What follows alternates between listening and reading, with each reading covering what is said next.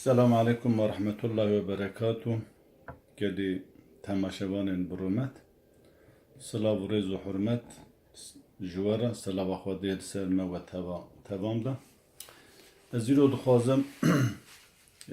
kitaba khwa bu bedim nas kirin. Kitaba min yekemin yaku binavi kulilkin tevhidi hatiye nivîsandin. Salapar ve çağı havine derket. Kulilkin tevhidi. Her şiqas destpêkê de navî wî ji merivara bîna tewhîdê tîne û jê tewhîd fêm dike jî li ser feqî hatê nivîsandinê bi Kurdî zaravayê kurmancî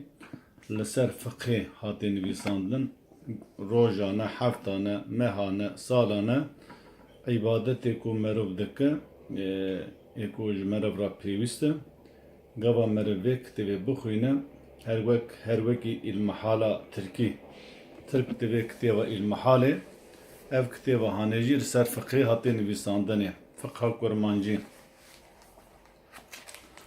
ev kitêba hane sala par vê çaxê derket 448 rûpêle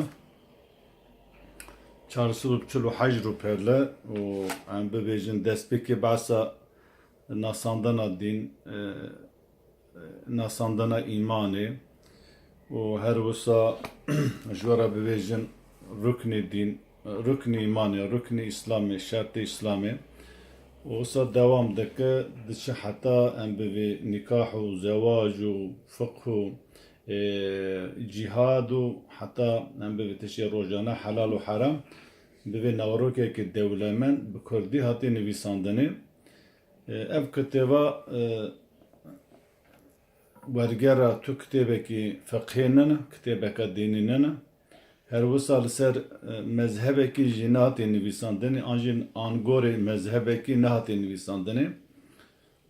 her şiqas medresan da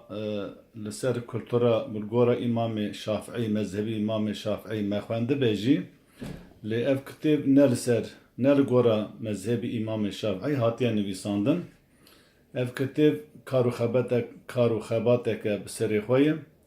destpêkê de me Qur'an daniye navendê her mijarê de destpêkê de me behsa ayetên Qur'anê kirî ka Xwedê derbarê wê mijarê de çi gotî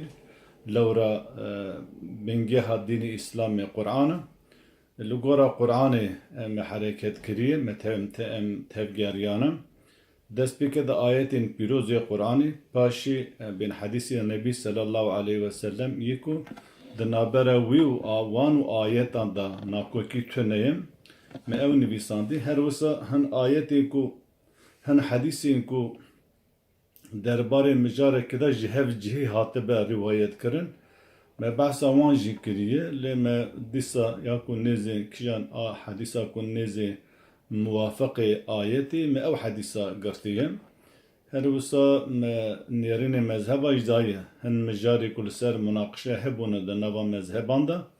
me berê ayet dayê piştî hedîs dayê piştî wê re jî me nêrînê mezheba daye li dawî jî me behsa nêrîna xwe a ku me ji fiqhê fehm kiriye me behsa wî jî kiriye ev kitêba hanêne li Stenbolê li Bursayê Diyarbekir Batman li ser înternetê jî mirov dikare bi dest bixîne her wisa ez bibêjim mirov dikare bi vir de hatî nivîsandinê em bibêjin li Stenbolê çap yê kitêb mail û adrês û telefon di vir de heye her wisa li dawiya kitêbê de jî feyzullah@gmail.com heye hûn dikare bi mailê bi telefonê websitê hûn dikarin pêwendî me ra dayîne ev kitêba hanêne ji wezareta em bibêjin çand û kulturiya Tirkiye me müracaat girtî me îzin standiye îzna wî standiye em bibêjin îzin daye eva jî bandrola wî ev jî em bivê îsebena wî ye قدخانن لتركيا مدايا واليلاغ اسطنبولي savcılağı İstanbul'u, Emniyete İstanbul'u, her usta medaya Bursa ejim.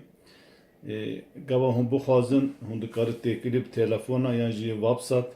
ser Facebook'e o ser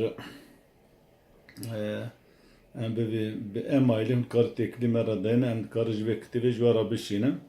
Hazar li me çap kiribu, ji hazarı ana çarşı tişteki usamay çarşı tişteki desteğe medamay be tebiyen de ser kütüphane konu hatın frotane. Mexwazem kitiben bidin naskirine jwara inşallah destpêkê da di dawê da hinek kitêbê din jî em bibêjin ew jî were naskirin. Mesela bê kitêba yekemîn kitêba yekemîn hatê nivîsandinê, kitêba duyemîn, kitêba sêmîn wisa kitêb çûye. Belê navê kulîlkên tewhîdî bu xatirî ku we em godarî kirin selav rêz û hurmet ve wextê xwe da me ev vîdyo hanîne ev çend deqîqe ve godarî kir selav rêz û hurmet ji we re heta careke din bimîne di xêr û xweşiyê de.